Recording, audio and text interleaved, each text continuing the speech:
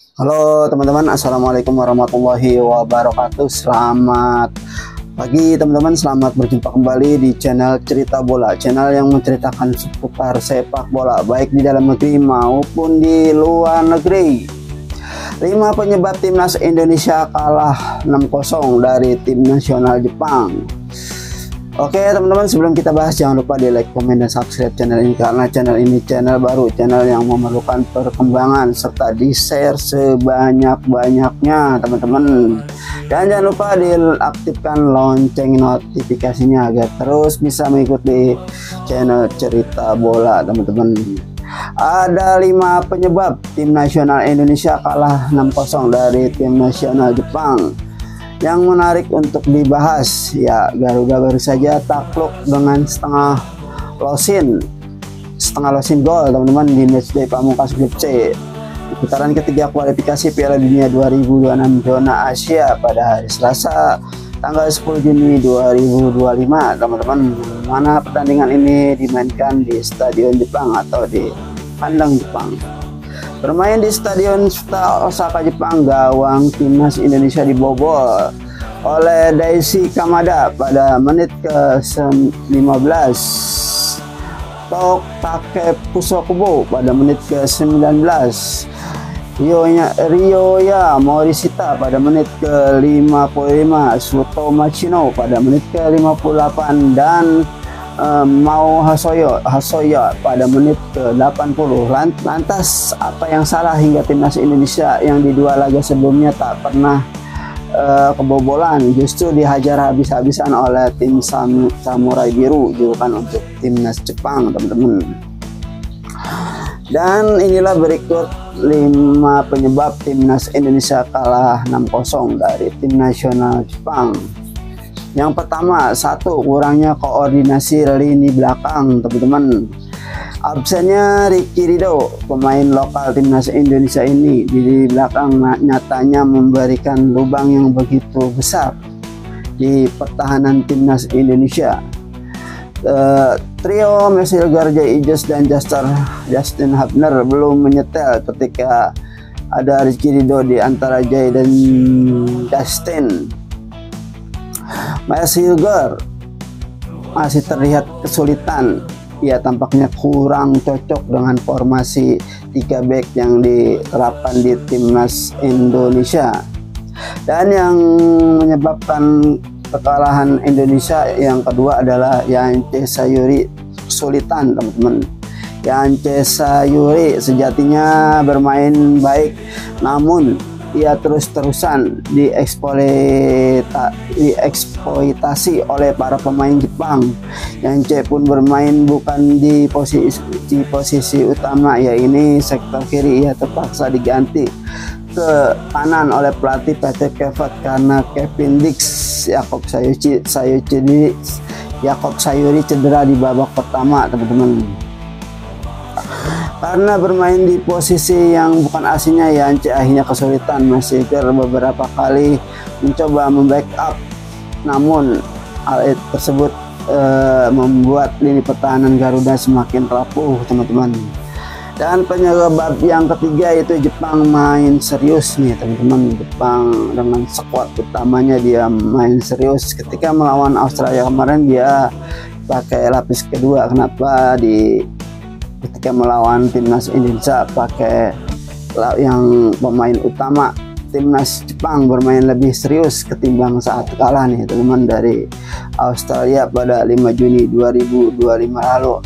Menang 2 laga melawan Australia dan timnas Indonesia tak berpengaruh teman-teman. Tak berpengaruh untuk Jepang yang sudah pasti juara di grup C ini dan lolos ke Piala Dunia 2026. Karena hal itu pelatih Jepang Hazimu Moriyasu sampai memanggil sejumlah pemain muda dan yang belum pernah debut untuk timnas. Namun kekalahan dari Australia menjadi pecutan untuk Jepang sehingga mereka justru bermain serius saat menjamu timnas Indonesia. Tuh teman-teman, ketika kemarin dia kalah dari Australia, dia mungkin takut malu nanti kalau kalah nanti dari Indonesia, makanya dia main serius. Coba kemarin dia menang melawan Australia, mungkin nggak terlalu serius melawan timnas Indonesia. Dia mungkin ingin apa namanya itu ya, supaya timnas Jepang semangat bisa menangkan laga di laga terakhir.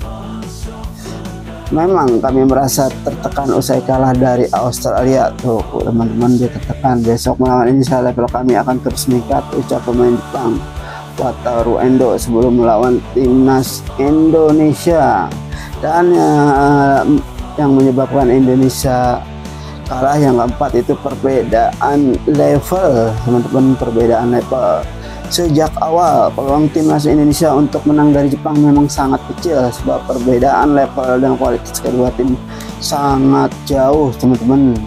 Di ranking FIFA aja Indonesia sekarang di urutan 118 dunia, sedangkan Jepang berada di ranking 17 FIFA, teman-teman.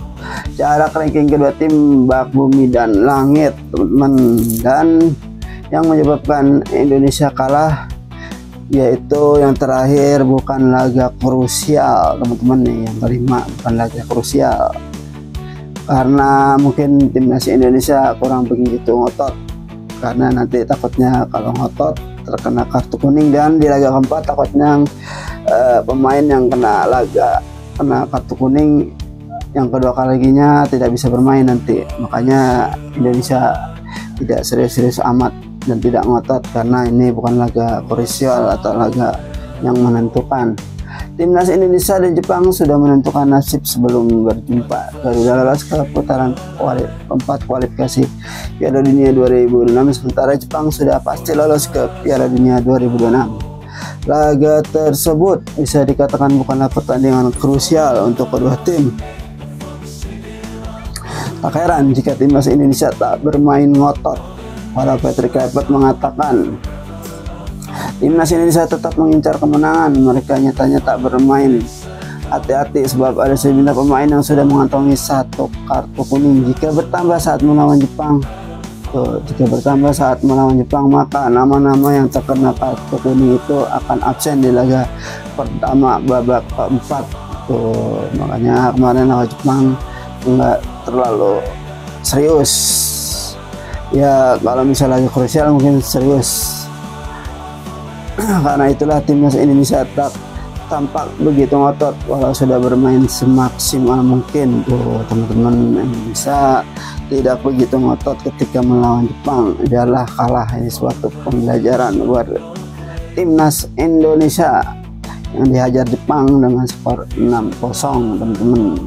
Mungkin kalau Indonesia mungkin serius, maka dampaknya nanti akan terkena kartu kuning karena Indonesia biasanya bermain keras saat melawan laga-laga krusial. Makanya takutnya nanti di laga keempat ada pemain yang terkena kartu kuning dan tidak bermain di laga keempat, sangat merugikan timnas Indonesia dan akhirnya timnas Indonesia gagal lolos ke Piala Dunia 2026, teman-teman.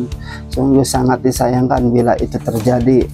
Maka kemarin laga melawan Jepang nggak apa-apa kalah asalkan Indonesia tidak terkena kartu kuning, teman-teman. Kartu kuning yang kedua bagi yang pernah mereka dapatkan di laga melawan Cina, teman-teman.